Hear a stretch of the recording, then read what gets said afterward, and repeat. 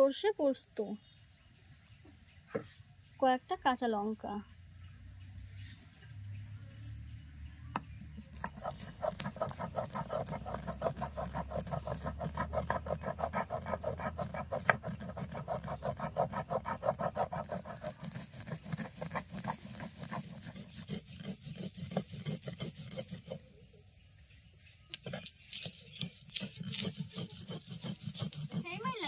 Welcome back to my channel. আজ রান্না করব পাবদা মাছের ঝাল।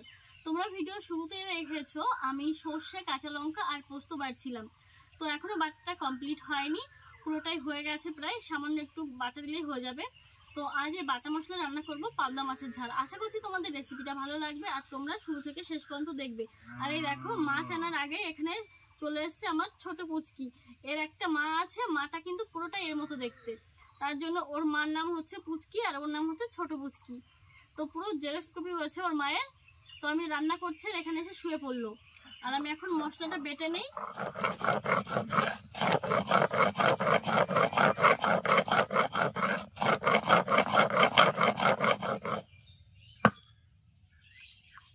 দেখো একদম মিহি করে বেটে নিয়েছি।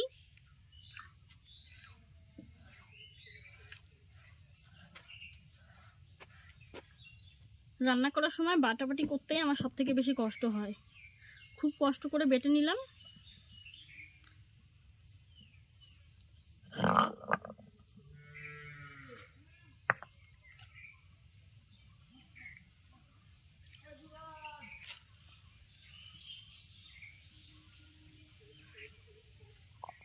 সর্ষে পোস্ত কাঁচা লঙ্কা বাটা হয়ে গেছে। দেখো এই যে এখানে নিয়ে এসেছি আমি পাবদা মাছ।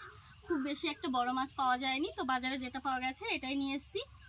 তো মাছটাকে প্রথমে হলুদ লবণ দিয়ে ভালো করে মেখে নেব। দিয়ে দিচ্ছি হলুদ গুঁড়ো,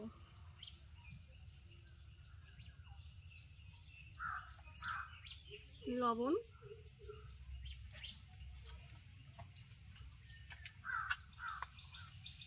দেখো হলুদ লবণ দিয়ে মাছগুলোকে ভালো করে মেখে নিয়েছি। এখন কড়াইতে দিয়ে দেবো সরিষার তেল।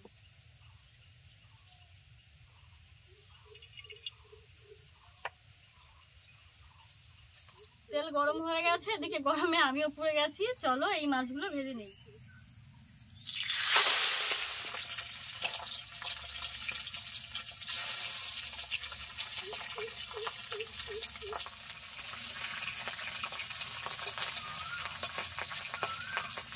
মিডিয়াম আছে মাছ ভেজে নিয়েছি, চলো তুলে দেওয়া যাক।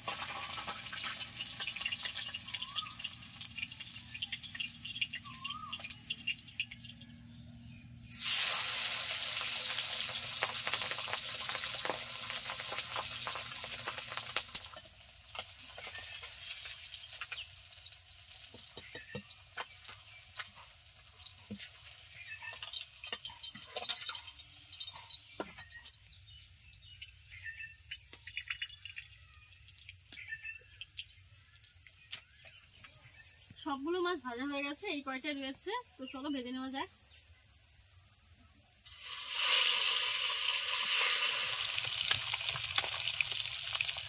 দেখো সবগুলো মাছ ভাজা হয়ে গেছে,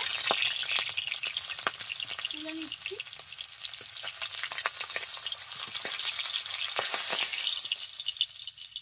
দেখো কত সুন্দর ভাজা হয়েছে। কিছুটা সরিষার তেল রয়ে গেছে, আমি আরো একটু তেল দিয়ে দিচ্ছি। দিয়ে দিচ্ছি কালো জিরে,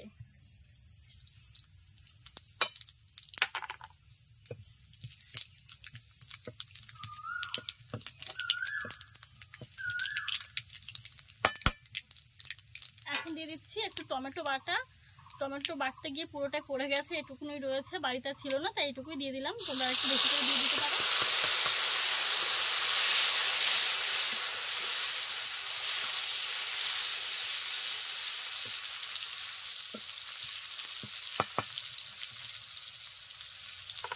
আর এই মাছের ঝোলের কালারটা সুন্দর করার জন্য আমি তেলের ওপরে হলুদ দিয়ে দিচ্ছি। এই যে দেখো হলুদ দিয়ে দিলাম।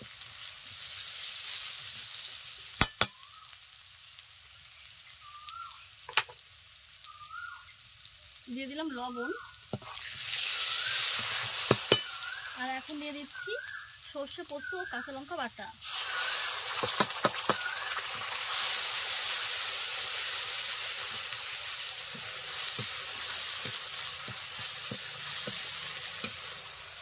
দেখো মশলা থেকে তেলটা ছেড়ে দিয়েছে, দিয়ে দিচ্ছি সামান্য একটু জল।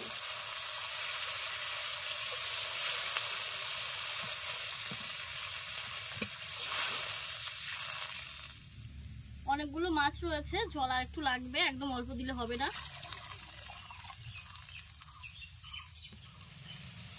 দিয়ে দিচ্ছি সামান্য একটু চিনি, একদমই অল্প।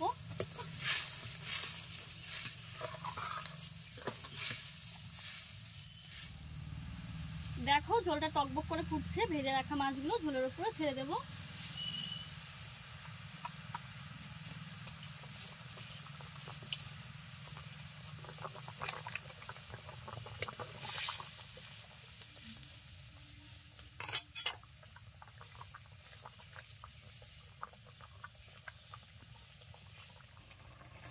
মাছগুলো দিয়ে দিয়েছি, 2 থেকে 3 মিনিট মতো ঢাকা দিয়ে জাল করে নেব।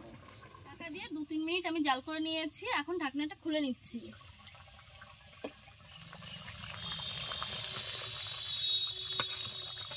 দেখো রান্নাটা প্রায় হয়ে এসছে, আর 2 মিনিট মতো মিডিয়াম আছে জাল করে তারপর নামিয়ে নিতে হবে। রান্নাটা হয়ে গেছে, এখন ওপরে ছড়িয়ে দিচ্ছি কয়েকটা কাঁচা পাকা লঙ্কা।